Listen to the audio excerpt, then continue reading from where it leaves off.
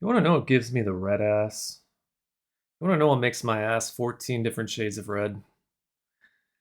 These men who claim that we are in the midst of a male loneliness epidemic, as if to say there's something that someone else should be doing about this, as if to say that it's, the fault of somebody else, as if to say that they're just so perfect and special and they're doing everything so gosh darn right, and they still cannot find meaningful love or friendship or kinship or any some such stuff.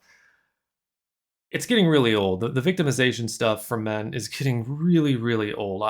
It's unfathomable to me how some of the most dominant groups in this world continue to find ways to say we're victims, and like this lack of self-awareness. That's the real epidemic in this world, is a lack of self-awareness. um there is a loneliness epidemic, sure. People in general across all genders are becoming more and more and more isolated for various different reasons. It is not particular to one specific gender. And you'll hear these men say, oh yeah, well, how come they get so many messages on dating profiles, and how come I'm only getting like 2 messages? Well, let's ignore your winning personality there, champ, for a second, and focus on the women that you're so obsessed with. Um, if you bother to talk to any woman in your life as anything other than a potential conquest or someone to sleep with, you could ask them about these messages that they get. And they would probably tell you a funny story or two. And by that, I mean a lot of these messages are not quality messages.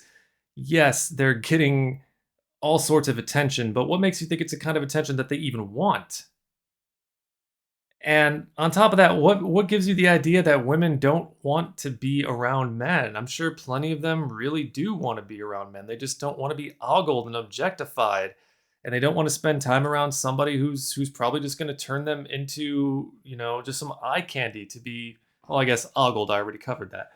It's always somebody else's fault when it comes to these things with men, and it just takes a good hard look in the mirror to realize that maybe you don't have the winning personality and charm that you think that you do. Maybe somebody along, maybe your mom or somebody told you you're a really charming, handsome man, and then you're grab assing and your catcalling belies all of that. What I'm saying is, it's not a problem that anybody else can or should fix, this loneliness thing. If you're a man and you feel like your loneliness is so much worse than that of a woman, ask yourself what you can do to help it. Ask yourself, how many times do you go out of your way to talk to somebody as something other than a potential bedmate? Do you ever try to connect with other men in your community? Do you ever try to build community with them? Do you ever try to make male friends? Or are you approaching every conversation preening and strutting and posturing and, trying to attract other women? Because if you're doing that and you keep getting rejected over and over and over again, if you're narrowing your view like that, of course you're going to be lonely. You know, you're cutting out essentially half of the population. There are so many potential friends out there. Um, I get that some people don't like to just make conversation because they're afraid, and I am one of these people sometimes, because they're afraid that they're going to that maybe the other person won't find them interesting or thinks that they're boring. But research and science have shown that people probably like you and are interested to hear more from you than you think, more than you realize. You just have to go and make the effort, and you have to be a little bit less self-conscious. And you definitely have to open yourself up to conversation with people who are not just there to satisfy you sexually. When these men say that there is a loneliness epidemic, what they're really saying is that there is a horniness epidemic. Um, and by the way, I say all of this as a man who is quite lonely, but my loneliness is my problem. I know why I'm lonely. I know that I'm not doing enough to make myself available for other human beings. That's my problem. And I know where it comes from. I know what my circumstances are. They're not good.